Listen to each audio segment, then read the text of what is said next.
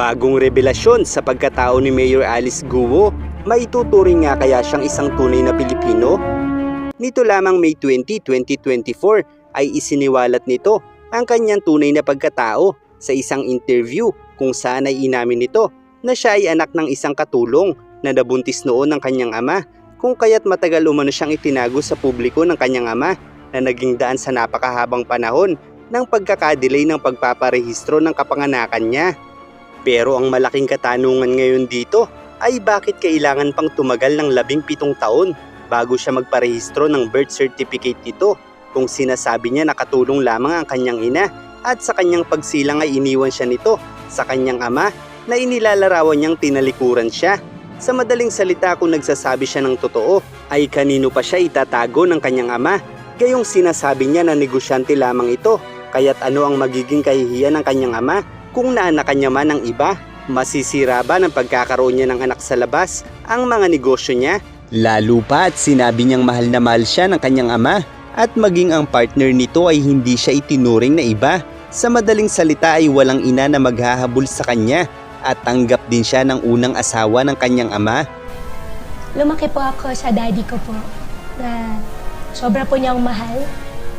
Hindi ko man po naramdaman dati, nung bata po ako, hindi ko man po naramdaman na iba po yung tingin niya sa akin or iba po yung tingin sa akin nung partner po niya. Kaya't nakapagtataka talaga kung bakit kailangang itago siya, gayong sinasabi niyang tinalikuran na siya ng kanyang ina. Ma'am Karen, yung sariling kong ina, iniwanan ako. Na kung ganoon man ang nangyari, ay maaari pa naman siyang iparehistro ng mas maaga ng kanyang ama kung talagang tinalikuran siya ng kanyang ina. Bukod pa riyan, kung talagang tinalikuran siya ng kanyang ina ay bakit naiparehistro ang kanyang kapanganakan noong 17 years old na siya, kung saan ay nakita niya pa ang pangalan ng kanyang ina sa birth certificate niya. Hindi ko po siya personally nakita. Nakita ko po doon sa birth certificate ko po yung pangalan po ng aking ina. Nangangahulugan nito na kung nabasa niya ang pangalan ng kanyang ina sa birth certificate niya, ay malinaw na nakapirma dito ang kanyang ina at ginawa ito noong 17 years old na siya. Kaya't papaano niya sasabihin na tinalikuran siya ng kanyang ina?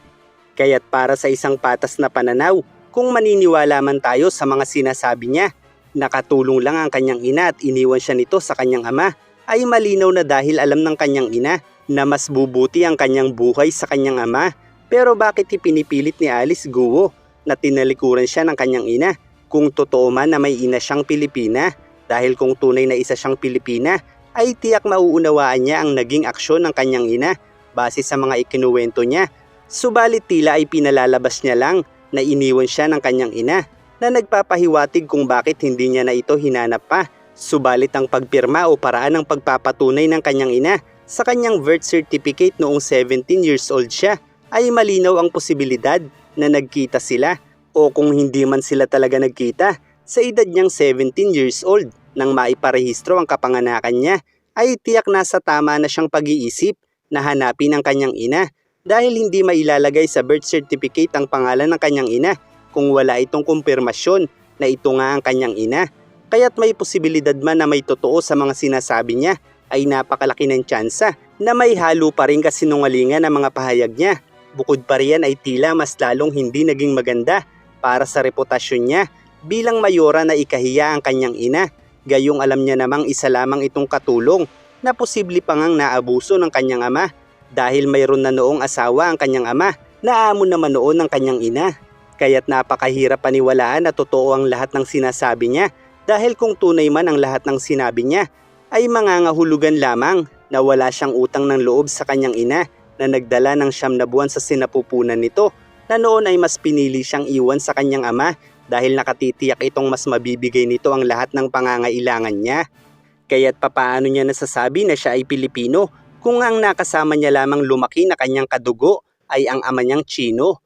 Kaya't nakapagtataka rin na sinasabi niya rin umano noon sa kanyang ama na nagbiro siya dito, na gusto niya sa Pilipinas dahil Pinoy siya. Pero ikinahihiya niya ang kaisa-isa niyang kadugo na Pilipina na sarili niyang ina.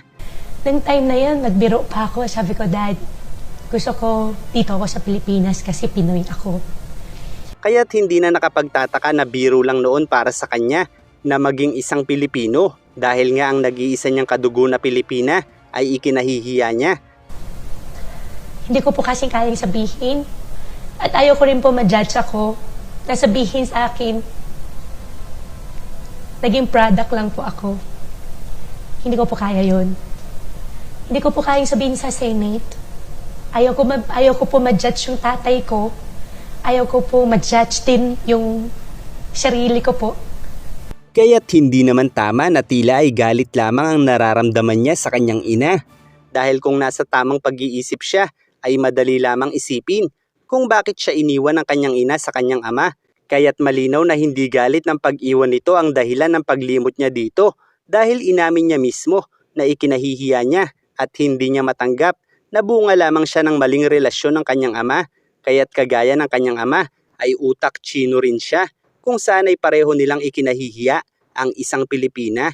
Kaya't maaari itong maging daan sa pagkawala ng citizenship niya dahil tulad nga rin ng sinabi niya ay pinapili siya noon ng kanyang ama kung nais niyang maging Pilipino o Chino gaya ng kanyang ama. Time na pinagpili po niya ako, gusto mo ba maging Filipino o gusto mo maging Chinese? Honestly po, gusto po ng tatay ko po maging Chinese ako. Sabi po niya sa akin, para pagtanda po niya, pag umuwi na po siya sa taas po, hindi po ako maiiwan mag-isa. Nangangahulugan ito na may kamag-anakan pa sila sa side ng father niya na maaaring uwian kung wala na ang kanyang ama, kaya't pinapili siya nito noon sa dalawa. Ngayon, dahil nga ini-insist niya na siya ay Pilipino, sa kabila ng ikinahiya niya ang ina niyang Pilipina, ay maaari pa rin naman siyang manatili sa pagiging Pilipina.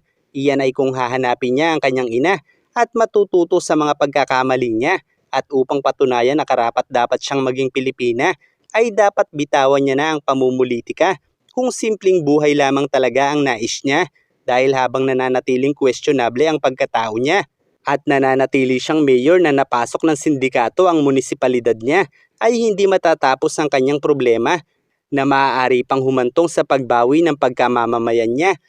Isa lamang iyan sa mga paraan upang tuluyang malinis ang pangalan niya dahil sabi nga ni Gat Jose Rizal, ang hindi marunong lumingon sa pinanggalingan ay hindi makararating sa paroroonan. Siya po ay kasambahay po namin. Kasambahay po ng first wife ng dad ko po. Para sa akin po, hindi ko po siya kayang sabihin po sa tao na iniwanan po ako ng sariling ko pong ina.